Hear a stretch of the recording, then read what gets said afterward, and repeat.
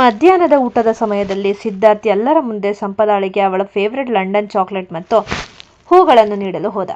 ಸಿದ್ಧಾರ್ಥ್, ಸಂಪದ, ಇವತ್ತು ನಿನ್ನ favourite day ಅಂತ ನನಗೆ ಗೊತ್ತು. ವೀರ್ಗೆ ಕೆಲಸದ ಒತ್ತಡದಲ್ಲಿ ಇದು ನೆನಪಿಲ್ಲದಿರಬಹುದು, ಆದರೆ ನಾನು ಮರೆತಿಲ್ಲ. ಸುತ್ತಲೂ ಇದ್ದ ನೌಕರರು ಇದನ್ನು ನೋಡಿ ಗುಸುಗುಸು ಮಾತನಾಡಲು ಶುರು ಮಾಡಿದರು. ವೀರ್ ಅಲ್ಲಿಗೆ ಬಂದಾಗ ಸಿದ್ಧಾರ್ಥ್ ಇನ್ನು ಸಂಪದಾಳ ಹತ್ತಿರವೇ ಇದ್ದು ಅವಳಿಗೆ ಹಳೆಯ ನೆನಪುಗಳನ್ನು ಹೇಳುತ್ತಿದ್ದ. ವೀರ್ನ ಮುಖ ಕೆಂಪಾಯಿತು, ಆದರೆ ಅವನು ಸಮಾಧಾನ ಕಳೆದುಕೊಳ್ಳಲಿಲ್ಲ. ವೀರ್, ಸಿದ್ಧಾರ್ಥ್, ಕೆಲಸದ ಸಮಯದಲ್ಲಿ ಈ ಹೂವು ಹಣ್ಣಿನ ವ್ಯಾಪಾರ ಬೇಡ. ಸಂಪದಾಳಿಗೆ ಏನು ಇಷ್ಟ ಇಲ್ಲ ಅಂತ ನನಗೆ ಚೆನ್ನಾಗಿ ಗೊತ್ತು. ನಿನ್ನ ಈ ಎಮೋಷನಲ್ ಡ್ರಾಮಾ ನನ್ನ ಹೆಂಡತಿಯ ಹತ್ತಿರ ನಡೆಯಲ್ಲ. ಸಿದ್ಧಾರ್ಥ್ ನಗುತ್ತಾ, ವೀರ್, ನೀನು ಹಾರ್ಡ್ ಡಿಸ್ಕ್ ಚೆಕ್ ಮಾಡೋ ಥರ ಮನಸ್ಸನ್ನು ಚೆಕ್ ಮಾಡೋಕ್ಕೆ ಆಗಲ್ಲ. ಸಂಪದಾಳ ಕಣ್ಣಲ್ಲಿರೋ ಪ್ರಶ್ನೆಗಳಿಗೆ ನಿನ್ನ ಹತ್ತಿರ ಉತ್ತರ ಇದೆಯಾ? ಸಂಪದ ವೀರ್ನನ್ನು ಒಂದು ವಿಚಿತ್ರ ನೋಟದಿಂದ ನೋಡಿದಳು. ಅವಳ ಮನಸ್ಸಿನಲ್ಲಿ ಸಿದ್ಧಾರ್ಥ್ ಬಿತ್ತಿದ್ದ ಆ ಸಂಶಯದ ಬೀಜ ಕೆಲಸ ಮಾಡುತ್ತಿತ್ತು. ವೀರ್ಗೆ ಅರ್ಥವಾಯಿತು, ಸಿದ್ಧಾರ್ಥ್ ಈಗ ಬಿಸ್ನೆಸ್ ಬಿಟ್ಟು ಸಂಸಾರದ ಮೇಲೆ ಪೆಟ್ಟು ಕೊಡುತ್ತಿದ್ದಾನೆ. ವೀರ್ ಸಿದ್ಧಾರ್ಥನ ಅಸಲಿ ಸಂಚನ್ನು ಬಯಲು ಮಾಡಲು ತನ್ನ ಸೈಬರ್ ಟೀಮ್ಗೆ ಸನ್ನೆ ಮಾಡಿದ. ಸಿದ್ಧಾರ್ಥ್ ಲಂಡನ್ನಿಂದ ತಂದಿರೋ ಆ ದಾಖಲೆಗಳ ಅಸಲಿಯತ್ತು ಏನು ಅಂತ ಸಂಪದಾಳ ಮುಂದೆ ಸಾಬೀತು ಮಾಡಬೇಕು. ವೀರ್ ಸಂಪದಾಳ ಹತ್ತಿರ ಬಂದು ಅಂದ, ಸಂಪದ, ಕಣ್ಣಿಗೆ ಕಂಡಿದ್ದೆಲ್ಲ ಸತ್ಯವಲ್ಲ. ಸಿದ್ಧಾರ್ಥ್ ನಿನಗೆ ಕನ್ನಡಿ ತೋರಿಸ್ತಿದ್ದಾನೆ, ಆದರೆ ಆ ಕನ್ನಡಿಯ ಮೇಲೆ ಧೂಳು ಅವನೇ ಹಚ್ಚಿದ್ದಾನೆ. ಸ್ವಲ್ಪ ಕಾಯಿ, ಈ ಸಿದ್ಧಾರ್ಥ್ನ ಅಸಲಿ ನಾಟಕವನ್ನು ನಾನೇ ಸ್ಟೇಜ್ ಮೇಲೆ ಬಯಲು ಮಾಡ್ತೀನಿ. ಸಿದ್ಧಾರ್ಥ್ ಬಿತ್ತಿದ್ದ ಸಂಶಯದ ಬೀಜ ಸಂಪದಾಳ ಮನಸ್ಸಿನಲ್ಲಿ ಸಣ್ಣ ಅಲೆ ಎಬ್ಬಿಸಿತ್ತು. ಅವಳು ಒಬ್ಬಳೇ ಆಫೀಸಿನ ಗಾಜಿನ ಕಿಟಕಿಯ ಬಳಿ ನಿಂತು ಆಲೋಚಿಸುತ್ತಿದ್ದಾಗ ವೀರ್ನ ಆಪ್ತ ಗೆಳತಿ ಮತ್ತು ಕಂಪನಿಯ ಲೀಗಲ್ ಹೆಡ್ ರಿಯಾ ಅಲ್ಲಿಗೆ ಬಂದಳು. ಸಿದ್ಧಾರ್ಥ್ ಮತ್ತು ಸಂಪದಾಳ ನಡುವೆ ನಡೆದ ಸಂಭಾಷಣೆಯನ್ನು ರಿಯಾ ಮೊದಲೇ ಕೇಳಿಸಿಕೊಂಡಿದ್ದಳು. ರಿಯಾ ಅತ್ಯಂತ ಗಂಭೀರವಾಗಿ ಸಂಪದಾಳ ಹತ್ತಿರ ಬಂದು ನಿಂತಳು. ಅವಳ ಕಣ್ಣುಗಳಲ್ಲಿ ಗೆಳೆತನದ ಕಾಳಜಿಯ ಜೊತೆಗೆ ಸ್ವಲ್ಪ ಸಿಟ್ಟು ಇತ್ತು. ರಿಯಾ, ಸಂಪದ, ಸಿದ್ಧಾರ್ಥ್ ಕೊಟ್ಟ ಆ ಫೈಲ್ ಹಿಡಿದುಕೊಂಡು ಏನು ಯೋಚನೆ ಮಾಡ್ತಿದ್ದೀಯಾ? ಆ ಫೈಲ್ನಲ್ಲಿ ಇರೋದು ಸತ್ಯ ಅಂತ ನಿನಗೆ ಅನ್ನಿಸ್ತಿದೆಯಾ? ಸಂಪದ ಮೌನವಾಗಿ ಕೆಳಗೆ ನೋಡಿದಳು. ರಿಯಾ ಅವಳ ಹೆಗಲನ್ನು ಹಿಡಿದು ತನ್ನತ್ತ ತಿರುಗಿಸಿಕೊಂಡಳು. ರಿಯಾ ನೇರವಾಗಿ ಕಣ್ಣಲ್ಲಿ ಕಣ್ಣಿಟ್ಟು, ನೋಡು ಸಂಪದ, ನೀನು ಲಂಡನ್ನಲ್ಲಿ ಬಿಸ್ನೆಸ್ ಮ್ಯಾನೇಜ್ಮೆಂಟ್ ಓದಿದ್ದೀಯಾ, ಎಷ್ಟೊಂದು ಬುದ್ಧಿವಂತೆ ಅಂತ ನಾವೆಲ್ಲ ಅಂದ್ಕೊಂಡಿದ್ವಿ. ಆದರೆ ಆ ಸಿದ್ಧಾರ್ಥ್ ಆಡಿದ ಒಂದೇ ಒಂದು ನಾಟಕಕ್ಕೆ ನಿನ್ನ ಬುದ್ಧಿ ಮಂಕಾಗಿ ಹೋಗಿದೆಯಲ್ಲ. ನಿನ್ನ ಈ ಸ್ಥಿತಿಗೆ ಏನು ಹೇಳಬೇಕು? ಅಲ್ಲ ಸಂಪದ, ಸ್ವಲ್ಪ ತಲೆ ಉಪಯೋಗಿಸು. ವೀರ್ ಸಿಂಹ ಯಾರು, ಅವನ ಆಸ್ತಿ ಎಷ್ಟು ಅಂತ ನಿನಗೆ ಗೊತ್ತಿದೆಯಾ? ನಿನ್ನ ತಂದೆಯ ಆಸ್ತಿಯನ್ನು 100ರಷ್ಟು ಗುಣಿಸಿದರೂ ವೀರ್ನ ಸಾಮ್ರಾಜ್ಯಕ್ಕೆ ಸಮನಾಗಲ್ಲ. ಸಂಪದಳಿಗೆ ರಿಯಾಳ ಮಾತುಗಳು ಚುಚ್ಚಿದವು, ಆದರೆ ಅವುಗಳಲ್ಲಿ ಸತ್ಯವಿತ್ತು. ರಿಯಾ, ವೀರ್ಗೆ ನಿನ್ನ ಆಸ್ತಿಯ ಮೇಲೆ ಕಣ್ಣು ಹಾಕುವ ಅವಶ್ಯಕತೆ ಏನಿದೆ ಹೇಳು? ಅವನು ವಠಾರದಲ್ಲಿ ಡೆಲಿವರಿ ಬಾಯ್ ಆಗಿ ಯಾಕೆ ಇದ್ದ ಗೊತ್ತಾ? ಬರೀ ನಿನ್ನ ಪ್ರೀತಿಗಾಗಿ. ನಿನ್ನ ಅಪ್ಪ ಕೊಟ್ಟ ಆ ಸವಾಲನ್ನು ಗೆಲ್ಲೋಕೆ ಅವನು ತನ್ನ ಸಾವಿರಾರು ಕೋಟಿ ವ್ಯವಹಾರವನ್ನು ಬಿಟ್ಟು ಆ ಸಣ್ಣ ಕೋಣೆಯಲ್ಲಿ ಇದ್ದ. ಅಂಥವನು ನಿನ್ನ ಆಸ್ತಿಗೆ ಆಸೆ ಪಡ್ತಾನೆ ಅಂತ ಆ ಸಿದ್ಧಾರ್ಥ್ ಹೇಳಿದ ತಕ್ಷಣ ನಂಬಿಟ್ಟಿಯಲ್ಲ. ಲಜ್ಜೆ ಅನ್ನಿಸ್ಲಿಲ್ವಾ ನಿನಗೆ? ರಿಯಾ ತನ್ನ ಫೋನಿನಿಂದ ಒಂದು ವಾಯ್ಸ್ ರೆಕಾರ್ಡಿಂಗ್ ಆನ್ ಮಾಡಿದ್ಲು. ಸಿದ್ಧಾರ್ಥ್ ತನ್ನ ಅಸಿಸ್ಟೆಂಟ್ ಜೊತೆ ಫೋನ್ನಲ್ಲಿ ಮಾತಾಡಿದ್ದು ಅದರಲ್ಲಿತ್ತು. ರೆಕಾರ್ಡಿಂಗ್ನಲ್ಲಿ ಸಿದ್ಧಾರ್ಥ್, ಸಂಪದ ಸ್ವಲ್ಪ ಎಮೋಷನಲ್ ಹುಡುಗಿ, ಅವಳ ಅಪ್ಪನ ಹೆಸರಲ್ಲಿ ಫೋರ್ಜರಿ ಪೇಪರ್ಸ್ ತೋರಿಸಿದ್ರೆ ಸಾಕು, ವೀರ್ನನ್ನ ಅವಳು ಶಂಕಿಸ್ತಾಳೆ. ಇಬ್ಬರ ನಡುವೆ ಜಗಳ ಶುರುವಾದರೆ ಸಿಂಹ ಕಾರ್ಫ್ ನಮಗೆ ಸುಲಭವಾಗಿ ದಕ್ಕತ್ತೆ. ಇದು ಕೇಳಿದ ಸಂಪದಾಳಿಗೆ ಅಕ್ಷರಶಃ ಭೂಮಿಯೇ ಕುಸಿದಂತಾಯಿತು. ತನ್ನ ಪತಿಯ ಮೇಲೆ ತಾನು ಸಂಶಯ ಪಟ್ಟಿದ್ದಕ್ಕೆ ಅವಳಿಗೆ ಅತೀವ ಪಶ್ಚಾತ್ತಾಪವಾಯಿತು. ಸಂಪದಾಳ ಕಣ್ಗಳಲ್ಲಿ ಈಗ ಸಂಶಯದ ಮೊದಲು ಸಿದ್ಧಾರ್ಥ್ನ ಮೇಲೆ ಆಕ್ರೋಶವಿತ್ತು. ಅವಳು ರಿಯಾಳ ಕೈ ಹಿಡಿದಳು. ಸಂಪದ, ನನ್ನನ್ನು ಕ್ಷಮಿಸ್ಬಿಡು ರಿಯಾ. ಸಿದ್ಧಾರ್ಥ್ ನನ್ನ ಹಳೆಯ ಫ್ರೆಂಡ್ ಅನ್ನೋ ಒಂದೇ ಕಾರಣಕ್ಕೆ ಅವನ ಮಾತಿಗೆ ಬೆಲೆ ಕೊಟ್ಟಿದ್ದು. ನಾನು ಮಾಡಿರೋ ದೊಡ್ಡ ತಪ್ಪು. ವೀರ್ ನನ್ನನ್ನು ಎಷ್ಟು ಪ್ರೀತಿಸ್ತಾನೆ ಅಂತ ನನಗೆ ಗೊತ್ತು. ಆದರೆ ಈ ಸಿದ್ಧಾರ್ಥ್ ನನ್ನ ಒಬ್ಬ ದಡ್ಡ ಹುಡುಗಿ ಅಂತ ಅಂದ್ಕೊಂಡಿದ್ದಾನೆ ಅಲ್ವಾ? ಇವತ್ತಿನಿಂದ ಈ ಸಂಪದ ಯಾರು ಅಂತ ಅವನಿಗೆ ತೋರಿಸ್ತೀನಿ. ರಿಯಾ ನಗುತ್ತಾ, ದಟ್ಸ್ ಲೈಕ್ ಮೈ ಗರ್ಲ್. ವೀರ್ನ ಪತ್ನಿ ಅಂದರೆ ಹಿಂಗಿರಬೇಕು. ಈಗ ಪ್ಲ್ಯಾನ್ ಬದಲಾಗಿದೆ. ವೀರ್ಗೆ ಈ ವಿಷಯ ಗೊತ್ತಾಗೋದು ಬೇಡ. ನಾವಿಬ್ಬರೇ ಸೇರಿ ಸಿದ್ಧಾರ್ಥ್ನನ್ನು ಅವನದ್ದೇ ಬಲೆಯಲ್ಲಿ ಸಿಲುಕಿಸೋಣ. ಸಂಜೆ ವೀರ್ ಆಫೀಸ್ನಿಂದ ಮನೆಗೆ ಹೊರಡುವಾಗ ಸಂಪದಾಳ ಹತ್ತಿರ ಬಂದು ಅವಳ ಮುಖದಲ್ಲಿ ಈಗ ಗೊಂದಲವಿರಲಿಲ್ಲ. ಬದಲಿಗೆ ಒಂದು ರೀತಿಯ ಗತ್ತು ಇತ್ತು. ವೀರ್, ಏನು ಸಂಪದ, ಸಿದ್ಧಾರ್ಥ್ ಜೊತೆ ಕಾಫಿ ಕುಡಿದು ಅವನ ಹಳೆಯ ಕಥೆಗಳನ್ನು ಕೇಳಿ ಮುಗೀತಾ? ಸಂಪದ ವೀರ್ನ ಹತ್ತಿರ ಬಂದು ಅವನ ಕೋಟನ್ನು ಸರಿಪಡಿಸಿ ಮುಗುಳ್ನಕ್ಕು ಅಂದಳು. ಸಂಪದ, ವೀರ್, ಸಿದ್ಧಾರ್ಥ್ ಕೇವಲ ಹಳೆಯ ಕಥೆಗಳನ್ನು ಹೇಳ್ತಿದ್ದಾನೆ.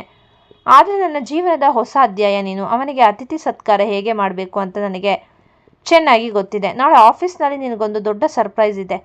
ವೀರ್ಗೆ ಏನೋ ಪ್ಲ್ಯಾನ್ ನಡೀತಿದೆ ಅಂತ ಅರ್ಥವಾಯಿತು. ಸಂಪದ ಮತ್ತು ರಿಯಾ ಈಗ ಸಿದ್ಧಾರ್ಥ್ಗೆ ಯಾವ ರೀತಿ ಬೆವರಿಳಿಸ್ತಾರೆ ಅನ್ನೋದೇ ಕುತೂಹಲ. Siddharth Khanna board meeting ಕರೆದಿದ್ದಾನೆ.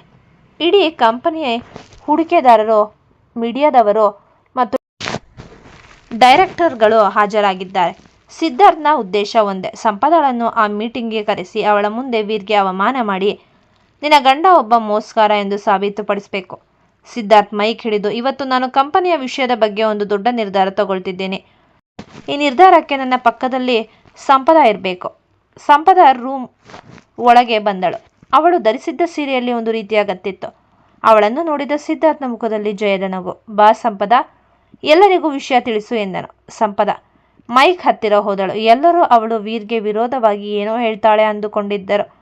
ಸಿದ್ಧಾರ್ಥ್ ತನ್ನ ಫೋನ್ ತೆಗೆದು ಸಂಪದಾಳು ತನಗೆ ಸಹಾಯ ಮಾಡುವಂತೆ ಕೇಳಿದ ವಿಡಿಯೋಗಳನ್ನು ಪ್ರೊಜೆಕ್ಟರ್ನಲ್ಲಿ ಹಾಕಲು ಸಿದ್ಧನಾಗಿದ್ದ.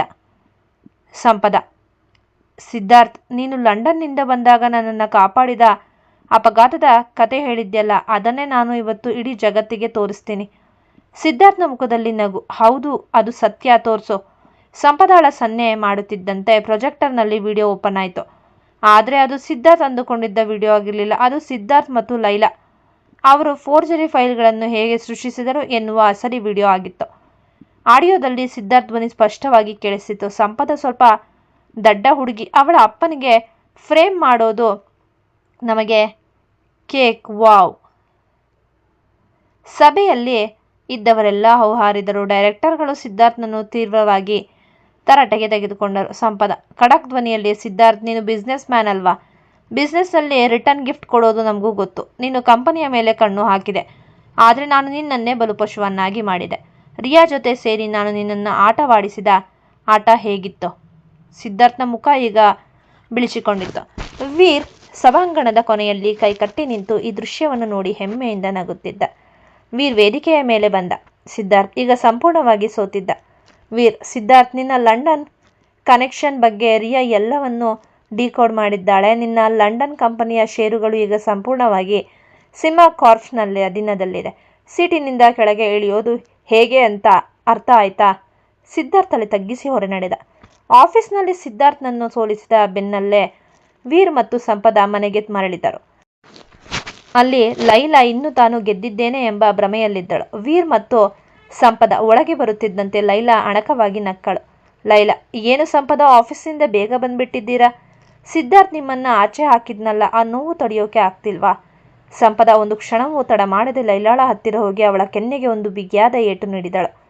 ಲೈಲಾ ದಂಗಾಗಿ ನೆಲದ ಮೇಲೆ ಬಿದ್ದಳು. ಸಂಪದಾ ಖಡಕ್ ಧ್ವನಿಯಲ್ಲಿ, ಲೈಲಾ, ನಿನ್ನನ್ನ ಈ ಮನೆಗೆ ಕೆಲಸಕ್ಕೆ ಇಟ್ಟುಕೊಂಡಿದ್ದು 1 ತಿಂಗಳು ನೀನು ಬುದ್ಧಿ ಕಲೀಲಿ ಅಂತ. ಆದರೆ ನೀನು ಕೆಸರಿನಲ್ಲಿ ಬಿದ್ದಿರೋ ಹಂದಿ ಥರ. ನಿನಗೆ ಈ ಅರಮನೆಯ ಯೋಗ್ಯತೆ ಇಲ್ಲ ಅನ್ನೋದನ್ನ ಸಾಬೀತು ಮಾಡಿದೆ. ಈಗಲೇ ನಿನ್ನ ಈ ಗಂಟು ಮೂಟೆ ತಗೊಂಡು ಈ ಮನೆಯಿಂದ ಆಚೆ ನಡಿ. ಲೈಲಾ: ಏಯ್, ನನ್ನಪ್ಪನಿಗೆ ಫೋನ್ ಮಾಡಿ ಹೇಳಿದ್ರೆ. ಸಂಪದಾ: ನಿನ್ನಪ್ಪನಿಗೆ ಫೋನ್ ಮಾಡೋ ಮೊದಲು ನಿನ್ನ ಬಾಸ್ ಸಿದ್ಧಾರ್ಥ್ಗೆ ಫೋನ್ ಮಾಡು. ಅವನನ್ನು ಆಫೀಸ್ನಿಂದ ಪೊಲೀಸರು ಎಳೆದುಕೊಂಡು ಹೋಗ್ತಿದ್ದಾರೆ. ಸಿದ್ಧಾರ್ಥ್ನ ಬಲೆಗೆ ನಾನು ಬಿದ್ದಿಲ್ಲ. ನನ್ನ ಬಲೆಯಲ್ಲಿ ಸಿದ್ಧಾರ್ಥ್ ಸಿಕ್ಕಿ ಹಾಕಿಕೊಂಡಿದ್ದಾನೆ. ಇನ್ನು ನಿನ್ನಪ್ಪನ ಕಂಪನಿ, ಸಿದ್ಧಾರ್ಥ್ ಹೆಸರಲ್ಲಿದ್ದ ನಿನ್ನಪ್ಪನ ಷೇರುಗಳೆಲ್ಲ ಈಗ ಸಿಂಹ ಕಾರ್ಪ್ ಪಾಲಾಗಿದೆ. ಹೋಗಿ ನೋಡು. ನಿನ್ನ ಆ ಅರಮನೆಯಂಥ ಮನೆಗೆ ಈಗ ಬ್ಯಾಂಕ್ನವರು ಸೀಲ್ ಹಾಕ್ತಿದ್ದಾರೆ. ಲೈಲಾಗೆ ಅಕ್ಷರಶಃ ಭೂಮಿ ಕುಸಿದಂತಾಯಿತು. ಅವಳು ತಕ್ಷಣ ತನ್ನ ತಂದೆಗೆ ಫೋನ್ ಮಾಡಿದಳು. ಆ ಕಡೆಯಿಂದ ಅವಳ ತಂದೆ ಅಳುತ್ತಾ, ಲೈಲಾ, ಆ ಸಿದ್ಧಾರ್ಥ್ ನಮ್ಮನ್ನ ಬೀದಿಗೆ ತಂದಿದ್ದಾನೆ. ಈಗ ವೀರ್ ಸಿಂಹ ಮಾತ್ರ ನಮ್ಮನ್ನ ಉಳಿಸೋಕೆ ಸಾಧ್ಯ. ಹೋಗಿ ಅವನ ಕಾಲು ಹಿಡಿ ಎಂದು ಹೇಳಿ ಫೋನ್ ಕಟ್ ಮಾಡಿದರು. ಲೈಲಾ ಕೈಯಿಂದ ಫೋನ್ ಕೆಳಗೆ ಬಿತ್ತು. ಅವಳು ಅಸಹಾಯಕಳಾಗಿ ಸಂಪದಾಳ ಕಾಲಿಗೆ ಬೀಳಲು ಹೋದಳು. ಸಂಪದಾ ಹಿಂದೆ ಸರಿದು ಅಂದಳು. ಸಂಪದಾ: ಲೈಲಾ, ಇದು ಕಸ ಗುಡಿಸೋ ಕೈಗಳಲ್ಲ, ಸಾಮ್ರಾಜ್ಯವನ್ನ ಆಳೋ ಕೈಗಳು. ಈ ಮನೆಯ ಮೆಟ್ಟಿಲು ಕೂಡ ಇನ್ಮೇಲೆ ನಿನಗೆ ಸಿಗಲ್ಲ. Get out. ಲೈಲಾ ಅಳುತ್ತಾ ಅಹಂಕಾರವೆಲ್ಲ ಮಣ್ಣು ಪಾಲಾಗಿ ಆ ಮನೆಯಿಂದ ಹೊರಬಿದ್ದಳು. ವೀರ್ ಸಂಪದಾಳನ್ನು ನೋಡಿ ಹೆಮ್ಮೆಯಿಂದ ನಕ್ಕನು. ನನ್ನ ಹೆಂಡತಿ ಇಷ್ಟು ಸ್ಟ್ರಾಂಗ್ ಆಗಿದ್ದಾಳೆ ಅನ್ಕೊಂಡಿರ್ಲಿಲ್ಲ. ಇವತ್ತು ಸಿಂಹನ ಬಾಳಿನಲ್ಲಿ ಸಂಪದಾ ಅಸಲಿ ಬಣ್ಣ ತೋರಿಸಿದೆ ಅಂದನು. ವೀರ್ ಈಗ ಒಂದು ದೊಡ್ಡ ಘೋಷಣೆ ಮಾಡಿದ. ಸಂಪದಾ, ನಾವು ಸದ್ದಿಲ್ಲದೆ ಮದುವೆ ಆದ್ವಿ. ಆದರೆ ಈ ವೀರ್ ಪ್ರತಾಪ್ ಸಿಂಹನ ಹೆಂಡತಿ ಯಾರು ಅಂತ ಇಡೀ ದೇಶಕ್ಕೆ ಗೊತ್ತಾಗಬೇಕು. ನಾಳೆ ನಗರದ ಅತ್ಯಂತ ದೊಡ್ಡ ಹೋಟೆಲ್ನಲ್ಲಿ ನಮ್ಮ ಗ್ರ್ಯಾಂಡ್ ವೆಡ್ಡಿಂಗ್ ರಿಸೆಪ್ಷನ್ ನಡೆಯಲಿದೆ.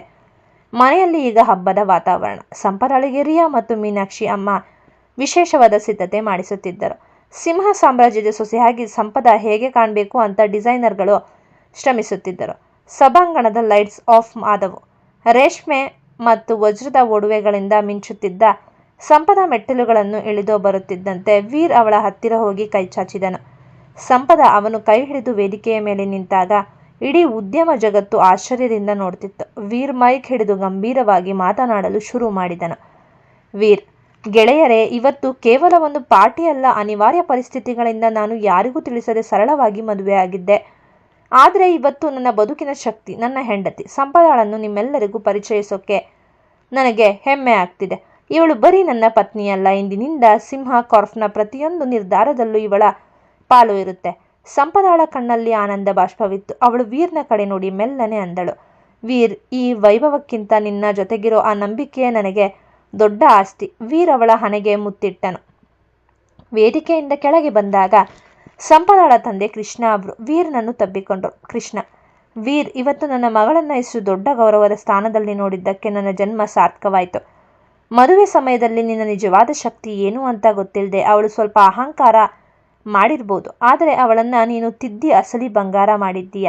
ವೀರ್ ನಗುತ್ತಾ, ಮಾವ, ಅವಳ ಹಠ ಮತ್ತು ಅಹಂಕಾರವೇ ನನಗೆ ಇಷ್ಟವಾಗಿದ್ದು. ಅವಳು ಬದಲಾಗಿದ್ದಾಳೆ ಅಂದರೆ ಅದಕ್ಕೆ ಅವಳ ಒಳಗಿರೋ ಆ ಮುಗ್ಧತೆ, ಪ್ರೀತಿಯೇ ಕಾರಣ. ಸಂಪದ ಅಚ್ಚರಿಯಿಂದ ಕೇಳಿದಳು, ವೀರ್, ನಾನು ನಿನ್ನನ್ನು ನೋಡಿದ್ದು ಮದುವೆ ಮಂಟಪದಲ್ಲೇ ಅಂತ ಅಂದುಕೊಂಡಿದ್ದೆ. ಆದರೆ ಅಪ್ಪ ಏನೋ ಹೇಳ್ತಿದ್ದಾರಲ್ಲ, ನೀನು ನನ್ನನ್ನು ಮೊದಲೇ ನೋಡಿದ್ದೀಯಾ? ವೀರ್ ಅವಳ ಕಣ್ಣಲ್ಲಿ ಕಣ್ಣಿಟ್ಟು ಆ ಹಳೆಯ ನೆನಪಿನ ಲೋಕಕ್ಕೆ ಹೋದನು. ವೀರ್, ಸಂಪದ, ನಿನಗೆ ನೆನಪಿದೆಯಾ? 3 ವರ್ಷದ ಹಿಂದೆ ಲಂಡನ್ನಲ್ಲಿ ಒಂದು ದೊಡ್ಡ ಬಿಸ್ನೆಸ್ ಕಾನ್ಫರೆನ್ಸ್ ನಡೀತಿತ್ತು. ನೀನು ಆಗ ಸ್ಟೂಡೆಂಟ್ ಆಗಿದ್ದೆ. ಅಂದು ನೀನು ವೇದಿಕೆಯ ಮೇಲೆ ನಿಂತು ಭಾರತದ ಉದ್ಯಮ ರಂಗದ ಭವಿಷ್ಯದ ಬಗ್ಗೆ ಭಾಷಣ ಮಾಡಿದ್ದೆ. ನಿನ್ನ ಆ ಗತ್ತು, ಆ ಆತ್ಮವಿಶ್ವಾಸ ಮತ್ತು ಸ್ವಲ್ಪ ಇದ್ದ ಅಹಂಕಾರ ನನ್ನನ್ನು ಮೊದಲ ನೋಟದಲ್ಲೇ ಸೆಳೆದಿತ್ತು. ವೀರ್, ಆಗಲೇ ನಾನು ನಿನ್ನಪ್ಪ ಕೃಷ್ಣ ಅವರ ಹತ್ತಿರ ಮದುವೆ ಮಾತು ಶುರು ಮಾಡಿದ್ದೆ. ಆದರೆ ನೀನು ಈಗ ಲಂಡನ್ ಲೈಫ್ನಲ್ಲಿ ಮಜವಾಗಿದ್ದೆ. ನನ್ನನ್ನು ನೋಡುವಷ್ಟು ಸಮಯ ನಿನಗಿರಲಿಲ್ಲ. ನೀನು ನನ್ನನ್ನು ಕೇವಲ ಒಬ್ಬ ಶ್ರೀಮಂತ ಉದ್ಯಮಿ ಅಂತ ನೋಡಬಾರ್ದು. ನನ್ನ ಅಸಲಿ ವ್ಯಕ್ತಿತ್ವವನ್ನು ಪ್ರೀತಿಸಬೇಕು ಅನ್ನೋ ಹಠಕ್ಕೆ ನಾನು ನಿನ್ನ ತಂದೆ ಹತ್ತಿರ ಒಂದು ಸವಾಲು ಹಾಕಿದ್ದೆ. ಅದೇ ಸವಾಲಿನ ಭಾಗವಾಗಿಯೇ ನಾನು ಬಡವನ ವೇಷದಲ್ಲಿ ನಿನ್ನ ಜೀವನಕ್ಕೆ ಬಂದಿದ್ದು. ಸಂಪದಾಳಿಗೆ ಈಗ ಎಲ್ಲವೂ ಫ್ಲ್ಯಾಶ್ ಬ್ಯಾಕ್ನಂತೆ ನೆನಪಾಗುತ್ತಿತ್ತು. ಲಂಡನ್ನಲ್ಲಿ ಸಿದ್ಧಾರ್ಥ್ ಜೊತೆ ಓಡಾಡುವಾಗ ಯಾವುದೋ ಒಂದು ಹೋಟೆಲ್ನಲ್ಲಿ ವೀರ್ ಪಕ್ಕದಲ್ಲೇ ಕುಳಿತಿದ್ದರು. ಅವಳು ಅವನನ್ನು ಕಡೆಗಣಿಸಿದ್ದಳು. ಸಂಪದ, ವೀರ್, ಅಂದರೆ ಅದು ಲಂಡನ್ ಏರ್ಪೋರ್ಟ್ನಲ್ಲಿ ನನ್ನ ಲಗೇಜ್ ಎತ್ತಲು ಸಹಾಯ ಮಾಡಿದ್ದು ನೀವೇನಾ? ನಾನು ನಿನಗೆ ದುಡ್ಡು ಕೊಟ್ಟು ಅವಮಾನ ಮಾಡಿದ್ದೆ ಅಲ್ವಾ? ವೀರ್ ಕಿರುನಗೆ ಬೀರುತ್ತಾ, ಹೌದು ಸಂಪದ, ಅದು ನೀನು ದುಡ್ಡು ಕೊಟ್ಟಾಗ ನನಗೆ ಸಿಟ್ಟು ಬರಲಿಲ್ಲ. ಬದಲಿಗೆ ಈ ಅಹಂಕಾರವನ್ನು ಹೇಗೆ ಪ್ರೀತಿಯಾಗಿ ಬದಲಾಯಿಸಬೇಕು ಅನ್ನೋ ಚಟ ಶುರುವಾಯಿತು. ಇವತ್ತು ನೋಡು, ಆ ರಸ್ತೆ ಬದಿಯ ಸಹಾಯಗಾರನೇ ನಿನ್ನ ಜೀವನದ ರಾಜನಾಗಿ ನಿಂತಿದ್ದಾನೆ. ಸಂಪದಳಿಗೆ ತನ್ನ ಹಳೆಯ ನಡವಳಿಕೆಯನ್ನು ನೆನೆದು ಈಗ ನಾಚಿಕೆಯಾಗುತ್ತಿತ್ತು. ಅವಳು ವೀರ್ನ ಕೈಯನ್ನು ಗಟ್ಟಿಯಾಗಿ ಹಿಡಿದುಕೊಂಡು ಅಂದಳು, ನನ್ನ ಅಹಂಕಾರವನ್ನು ಸೋಲಿಸಿ ನನ್ನನ್ನು ಗೆದ್ದುಕೊಂಡಿದ್ದಕ್ಕೆ ಥ್ಯಾಂಕ್ಸ್ ವೀರ್. ಈ ಕತೆ ನಿಮಗೆ ಇಷ್ಟವಾಗಿದ್ದಲ್ಲಿ ಕಥೆಯನ್ನು ವೀಕ್ಷಿಸಿದ ನಂತರ ದಯಮಾಡಿ ನಮ್ಮ ಚಾನೆಲ್ಗೆ ಶೇರ್ ಮಾಡಿ, ಸಬ್ಸ್ಕ್ರೈಬ್ ಮಾಡಿ ಮತ್ತು ಪ್ರೋತ್ಸಾಹಿಸಿ. ಧನ್ಯವಾದಗಳು.